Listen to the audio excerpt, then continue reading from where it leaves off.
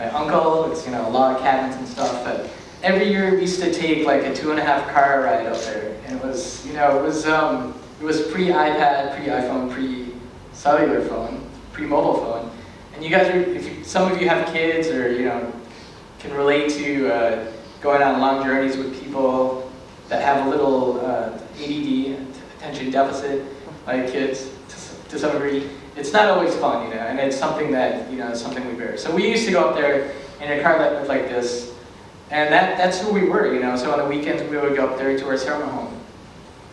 And these things, it's more than just a car. It's actually, it's the thing, like I said before, the things we choose to surround ourselves are what we become. So if you look at the car culture in the US, cars, obviously, you know, it's a tool, but also it's a tool that has changed the environment, how we live today. So they define jobs, or they have defined jobs. They define how we build things and how we get from A to B. You know, a lot of the US is just about roads and parking places and stuff. And then obviously they define where we can live and what we can do. So I mean, the reason we live in the suburbs today is basically because of the car, because all of a sudden we had the means to go out further than just in the city. Obviously they had trains and stuff, but when cars became more mainstream, then you had the choice. You know, I don't have to follow the train route. I can go wherever I want to. I can live wherever I want to. And that's why you have to see this urban sprawl in the US, you know. And that's why when I go back to the US to commute there, you know, when you go, if you're, like I'm from Minneapolis, I lived close to Minneapolis, I actually lived in Edina. It's like a 20-minute commute without traffic. But now when you go back to the US or any major city, the traffic there is so bad, and you just spend your time in the car. And I think hopefully, that's what I like about living in Europe. You don't really have that as much. So, like I said before, we shape our tools and they're out there, they shape us. This is from Marshall McLuhan. And then basically what he's saying is, obviously we can create our tools, but at some point those tools take over our lives. And it's also with any technology as well. An example of that is, I have a drone. I've had a drone for a couple of years. And some of you have probably, does anyone have a drone here? A quadcopter? A handful? And you guys know, those of you that do have a drone, know what kind of possibilities you have by having this drone. So this is at the cabin. And what's interesting here is I never had this possibility to have this view unless I had a plane or a helicopter. And I never had a plane or a helicopter. So all of a sudden I have a whole new view on my world. It widens my perspective. And that's what it means when all of a sudden we have all these things like all the other speakers have talked about. I mean, we are living in pretty amazing times when all of a sudden someone, you know, you can just go to your electronics store or go to Amazon and buy something, you know, that costs relatively a minimal amount of money and create videos like this. Tools are also extensions of ourselves. Headphones following. And I think a good example is this video from Stanley Kubrick. How many have seen 2001: Space Odyssey? I guess most of you. And it's quite epic in its setup, as you know, because all of a sudden they have this scene, you know, where it's the battle of the Neanderthals, and all of a sudden the guy that gets the tool is going to pound the other guy, and they win. And that's what military is about anyway. Who has the best tools? Oh, that's it.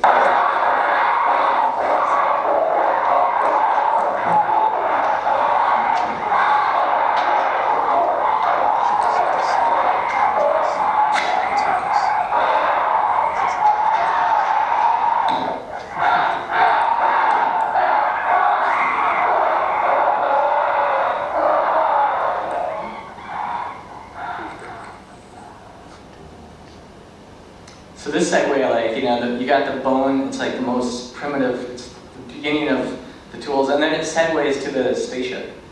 So if you think about that for a sec, this is where we were, this is where we're gonna go in the spaceship, and then this is where we are right now between those two. We aren't quite there yet to the spaceship, but we're getting there, and I think what's interesting is this thing, you know, that Louisa talked about as well, it's become so powerful, and all of a sudden we can do so many things with it. But it's just the next step to wherever we're going to go next, which is what I personally think is wearable computing, Internet of Things, and obviously biological stuff, which we won't talk about today. So let's just talk about the rate of adoption. So the race to 50 million users, radio took about 40 years, television took about 10 years, iPhone 3 years, and then YouTube 6 months. And obviously it's a little easier for YouTube to do that because the framework was there, we had the network, we had the computers, we had all the stuff there. But it's still, it's a testament to what Kimo said, that basically we are social by nature, you know, and all these things are basically, with the exception of television, it's not really social, radio is not so social, but it's a medium where, you know, several people listen to it. And what does that mean? I think if you take the last two things, the iPhone and YouTube, what makes it interesting is all of a sudden you have the ability to see things like this. You know, this waitress in the U.S. She had a weird cat, grumpy cat. You guys ever heard of it? She had this weird cat, and all of a sudden, friends were saying, you know, she has, you know, you have a weird cat, and she put it up and stuff. But in the end, what she did, she took a video of it and put it on YouTube, and then she proved to everyone that she has this weird cat.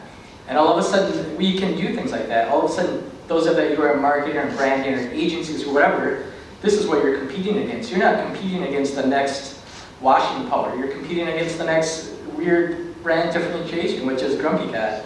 And that's the hard thing, actually, Grumpy Cat. How do you compete against Grumpy Cat? It's pretty hard, because that cat's pretty unusual, and your product is not so unusual. So what's also interesting, Grumpy Cat created this whole movement. So there's this artist group in the US, and they wanted to raise money for their art club, right? So what they did is they created portraits of Grumpy Cat and then sold it on eBay. So you had someone create a watercolor, which is, you know, it's quite nice.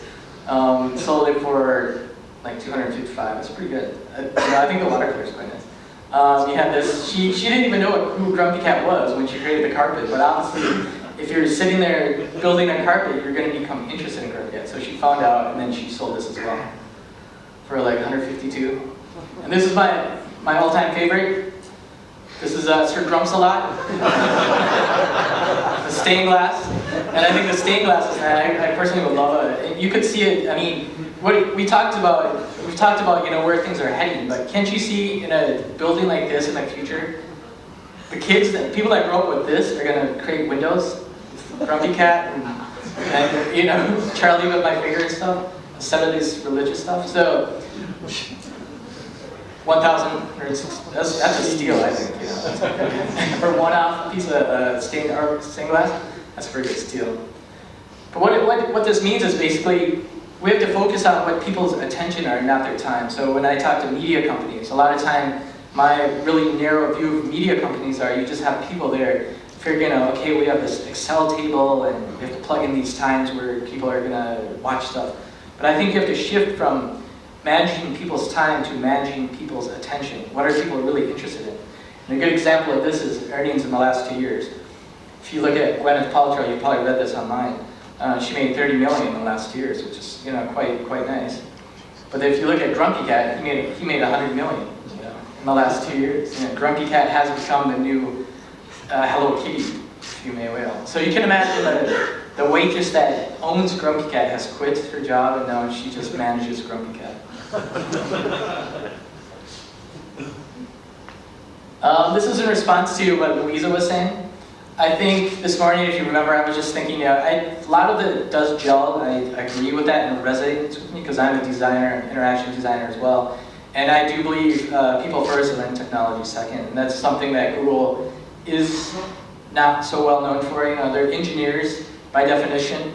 And engineers, if any of you are engineers or know them, it's all about solving a problem. It doesn't have to be elegant. It just has to be solved. And versus Apple is about design. So Google is engineering, and that's what I'm working on. But I think to get some things right, you have to get some things wrong. I think a lot of companies don't do this, at least in Germany. Some of you are in Germany, you know the mentality there. It's really not about getting things wrong, it's about getting things right. And that's that's one reason the Germans are not so innovative in my opinion. Because they have this culture of Versagensangst. They're scared to fail. So a lot of companies get it wrong. So let's, you know, when Napster came out in 2008, the manager of YouTube said we have to sue all these people that are stealing the music. They want our music, but we're going to sue them anyway because they're stealing it, right?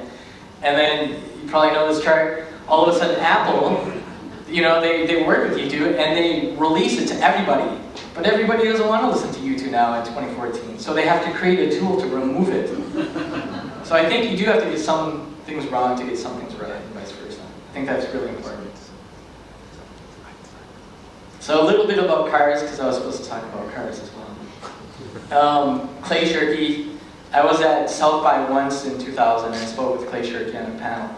And this is a really nice quote. And I think it has to do with a lot of the institutions we're talking about. A lot, it could be from anywhere from ad agencies to brands to tech companies, whatever. I think a lot of times it has to do with this innovation dilemma. We've innovated so much and we're making so much money on it, then why are we going to change? Even though it seems like things might be changing. But there's no reason to change because we're still making money on our thing. And I think a lot of companies have this issue. So last year I went to, I work a lot with brands, and I went to the Mercedes Museum in I think it was in Stuttgart, yeah. And you go up there, you go up the elevator, and you get out, and you see this horse there. And this horse is, what's with the horse, And there's this quote, I didn't remember the quote, but it says, I do believe in the horse. The automobile is no more than a transitory phenomenon, from Emperor William II. So this was way back, before cars really took off. And he's just saying, basically he doesn't believe in cars, and it's the horse is going to be the one that's going to be around forever. But if you think about it now, the only people that have horses are really rich people, or people that live on the farm or something. Not everybody has horses. Most people have cars. And I think it's going to go that way with cars that are driven by themselves as well. I think we'll have a situation where the only people that have cars that people actually drive will be the really rich people. Everyone else will be driven by computers, or by cars driven by computers. So this is the first Mercedes-Benz, about 18 something. And if you think about it, the car itself hasn't changed that much in the past, a couple hundred years. It's still really basic, in its setup. Back then it had an engine. Maybe it was steam powered. I don't know what they had back then. But now it's still the same combustible engine, with fossil fuel. And it hasn't changed that much. There has been an attempt at changing that. This is from Bucky Fuller. It's called the Damaxian car in 1933. A huge tragic thing, because actually it crashed and I think it killed some people. So it kind of got shelved. But back then, this was like the future. I mean, this thing's like crazy. For 1933, none of us have been around in 1933. And they redid it in the past couple of years. This is what it looks like, and it's pretty amazing. They have this crazy video of it.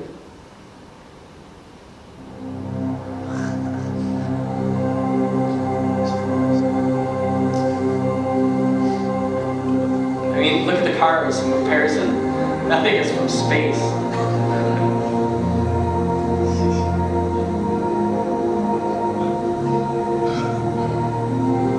Look how easy it is to parallel park. It's pretty. But compare the cars here; it's just amazing.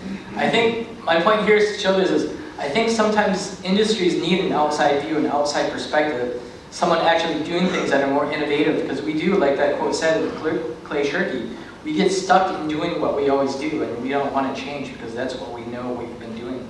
And we know it works at some point.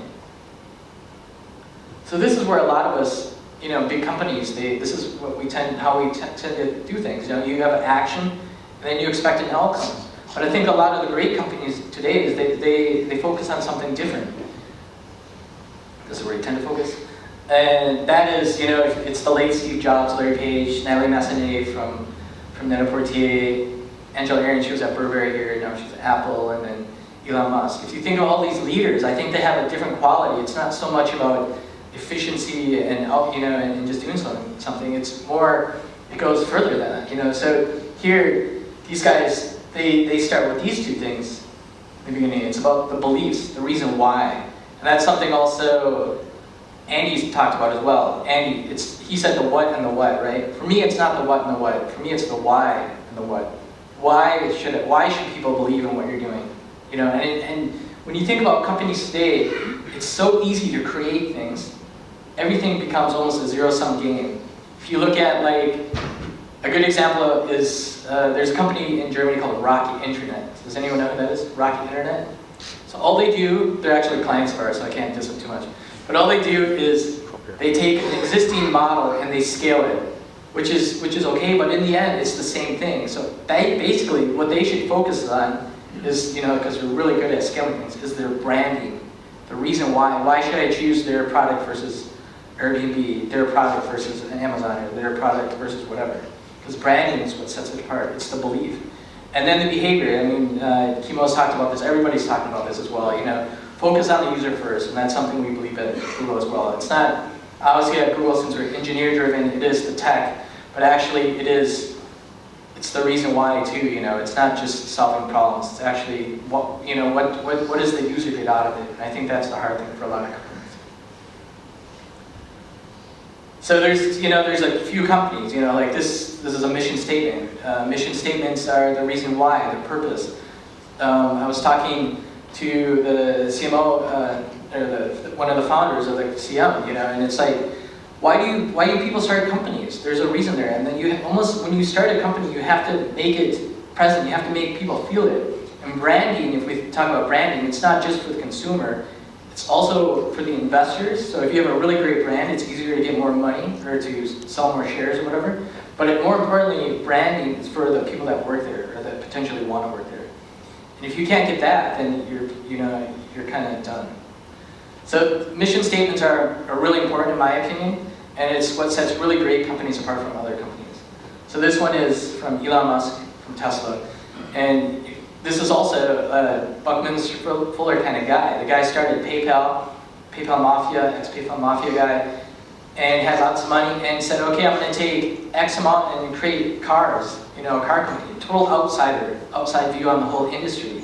And I think he was able to do what he's done because he's had an outside view. He's not stuck in the day-to-day of, you know, we did this last year, so we're going to try to do it this year because Mel here, he worked on the design and stuff, and if you do it differently, they're going to hurt his feelings. You know, it's a different approach to doing things. And if you look at the electric car industry today, you know, what Tesla did is made the electric car desirable. There have been attempts to do electric cars. If you look at the Prius, a hybrid, very nice, very efficient, very green, but pretty ugly. As you know, it's not really sexy. You know, and I think that's the point we're also going. It's not so much about creating something that's functional, but you have to create something that's desirable, and that goes across the board from user experience, design, and everything. You know. And BMW's playing catch up as well. You know, BMW has their 100% electric car. And this is our mission statement, Google's. And you think, you know, we do a lot of crazy stuff too. You know, like one of the things is also the driverless car, but that's also engineer driven because some engineers at Google realized, look, there's almost 1.6 million people being killed by cars every day, and it's human error.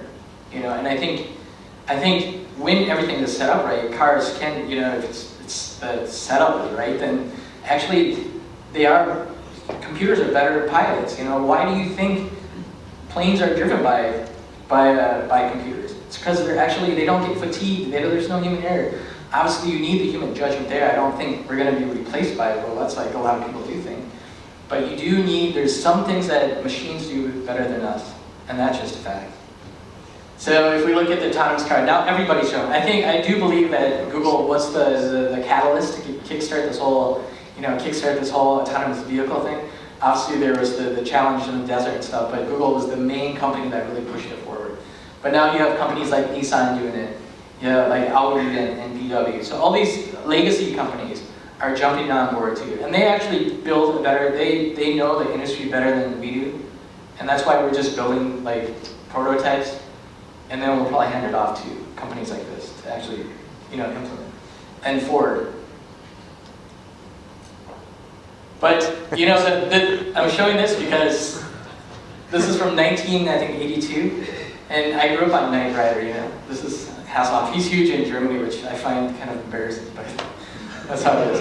But the driverless car, we've been waiting for this for a while. If you're a kid, this is having a car that drives itself. This is our fiction that is becoming fact. And if you look at the engineers at Google as well, they were big fans of. Some of them were big fans of Star Trek, where you could talk to the computer and the computer talks back. And what we did is we went and implemented that.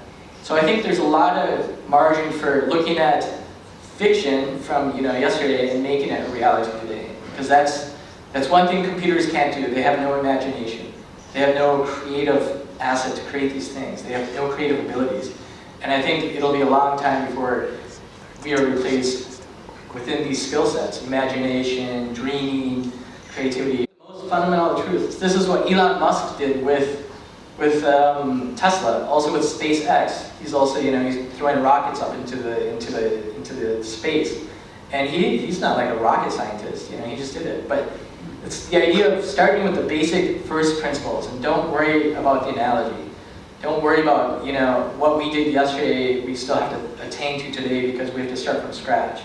The best example of this is when the U.S. sent someone to the moon. There was no precedent for someone going to the moon ever before.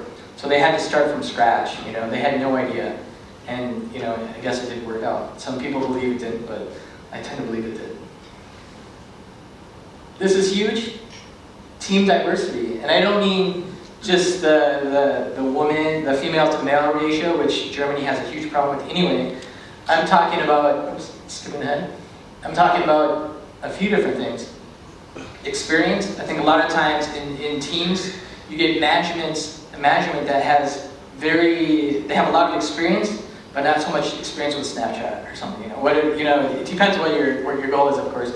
You have gender problems or gender issues or challenges. You have age, different ages. If you look at the board members in German top companies, it's all like white old guys, 60 plus.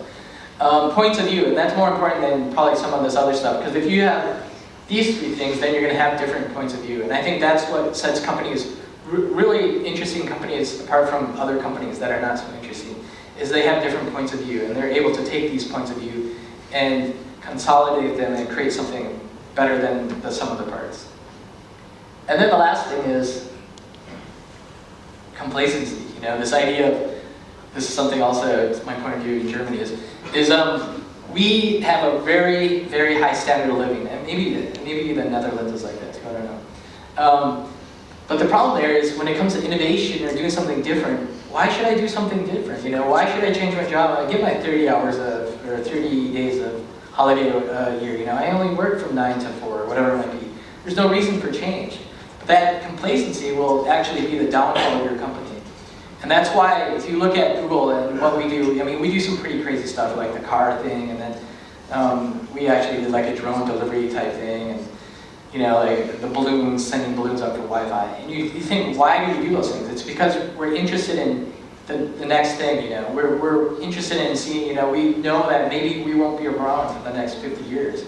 So you always have to reinvent yourself and do things. And the best time to do that is when everything is going well, when you have the money in the bank, not when there's no money in the bank. So, the last thought, or almost the last thought, is the important and difficult job is never to find the right answers, it's to find the right questions.